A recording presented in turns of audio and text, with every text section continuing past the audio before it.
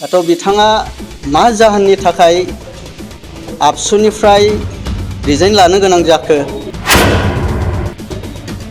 बड'फानिफ्राय थांना गलाघाटआव मानो थानो गोनां जाखो, बेखौ बिथाङा गावनि खुगाजों बुंथों आरो बेखौ बर' रायजो राजा आरो दिनै दुलाराय बर' फरायसा आफादनि दैदेनगिरि आनसलिक डिस्ट्रिक्ट सेन्ट्रेल गासैबो मिथियो। कास्टम बसुमतारी बिथाङा आथिखालाव जोंनि बिटिआर रिजनाव फैनानै गोबां बाथ्रा बुंबाय थानायखौ नुदों। बिथाङा BKWCनि जाय BKWCखौ प्रमद बर' बिथाङा सोरजिदों। थ' जियानो जाया मानो कास्टम बसुमतारी आंनि फंबाय बायदि जों एकेलगे आबसुआव मावोमोन आरो बिथाङा प्रमद बर' दैदेननाय आबसुनि जि बर'नि थामोनथा सिनायथि रैखाथिनि थाखाय सोमावसारनाय, बेयावहाय मोनसे समनि दुलाराय बर' फरायसाफोरनि बारग' गाहाय नेहाथारि रमिय P Narzary, vice president education secretary, बिथांजों आसि हमै हमै फैफानानै प्रमद बर'नि आसियाव हमनानै देरनानै बर'नि थामोनथा सिनायथि रैखाथिनि अ बिथाङा सोलोंदों। बिथाङा बर'जों लोगोसे जोंनि जास्टिस न्यायनि आयेननि बाथ्रा, मोनथायनि बाथ्रा बिथाङा सोलोंदों। क'क्राझार बड'फा हाउसआव थानानै बिथाङा प्रमद बर'नि अ सोलोंनानै देरदों, लावदों, दिनै लिडार जादों। थ' बिथाङा मा जाहोननि थाखाय आबसुनिफ्राय रिजाइन लानो गोनां जाखो, बड'फानिफ्राय थांना गलाघाटआव मानो थानो गोनां जाखो, बेखौ बिथाङा गावनि खुगाजों बुंथों आरो बेखौ बर' रायजो राजा आरो दिनै दुलाराय बर' फरायसा आफादनि दैदेनगिरि आनसलिक डिस्ट्रिक्ट सेन्ट्रेल गासैबो मिथियो। बे आनादार चेप्टार आरो बिदिनो आबसुआव थानानै प्रमद बर'जों अ सोलोंनानै देरना लावना लिडार जानानै जि बिटिआर एकर्डनि थफ्ला बोबथिंनाया बिथाङानोमोन।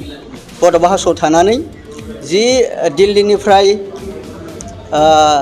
जायखिजाया हाबाफारि फैनाय, बेग बिदिं बोबथिंनाय बे कास्टम बसुमतारीयानोमोन। नाथाय दिनै दुर्भाग्यजनक बिथाङा आबसुआव थानानै देरना लावनानै दिनै बिटिआर सुक्तियावहाय दिनै सोर बिथिं जौगानायनि थाखाय दिनै जि प्रमद बर' नेतृत्व UPPL बेयाव थानानै खामानि मावफानो मोनैया बिथांनि थाखाय खाफाल मोनदानि बाथ्रा। बिथाङा दिनै जाय BTC सुक्ति खालामनानै हाग्रामा महिलारी BLTनि दैदेननायाव बिथांमोना 17 बोसोर सालायखांबाय, बिथांमोननि एजेन्डाया जोब्बाय, बिथांमोना बिटिआर खालामनो हायाखिसै बा BTCखौ एरिया एक्सटेनसन खालामनो हायाखिसै, BKWCखौ लाबोनो हायाखिसै, बर'नि सोर बिथिं जौगानायनि थाखाय बाथ्रा साननो हायासै। दिनै जाय हाग्रामा महिलारी दैदेननाय BPF जि समावहाय गावनि लोगो गेदेमा दैदेनगिरि सिनियर दैदेनगिरि बिथांमोनखौ गोबां आलानि आथानि गावथारलायनाय बायदि थासारिजों बर' बिमा आइ आफा मेगन मोदै जि जारिमिन, बे मोनसे ब्लेक चेप्टार, बेजों BTC जि सालायनाय बियो जोब्बाय। नाथाय दिनै कास्टम बसुमतारी, आं दिनै बुंगोन आंनिनो लोगो रिन्जय बर', अर्जुन बिथांमोना मानि थाखाय दिनै जाय बिथांमोना दिनै BTC सुक्ति खालामनानै जाखांजोब्बाय, खुसेर बिदि बायदि साबाल'सै, खुसेर बिदि गैला, बेयाव थानानै बिखौ बोखांनो नागिरनाया बिथांमोननि थाखाय खाफाल मोनदा होननानै आं सानगोन। दा बेखायनो आं खावलायगोन, दिनै कास्टमा बुंदों जाय प्रमद बर'आ बिथांखौ फेदेरबाय फोलावबाय आरो बिथाङा दिनै बिथां बुंनायजों प्रमद बर'आवहाय आबसुफोर गावगासिबो जेबो खुथि खालामनो हाया। बिथाङा हाग्रामा महिलारीजों बोरै आंगो जाखो आं खोनादों, गोबां बेयावहाय गावनि न'खरखौ दैदेननो गोबां लेनदेन जादों, बेफोर बाथ्राखौ आं खोनानो मोन्दों, बेसेबां सैथो आं मिन्थिस'आ। दा बेजों लोगोसे आं दिनै बुंगोन, दिनै कास्टमा जि बुंदों प्रमद बर' हाटआव BTC बासाव, दिनै मालाबाबो बे ओंथि गैया।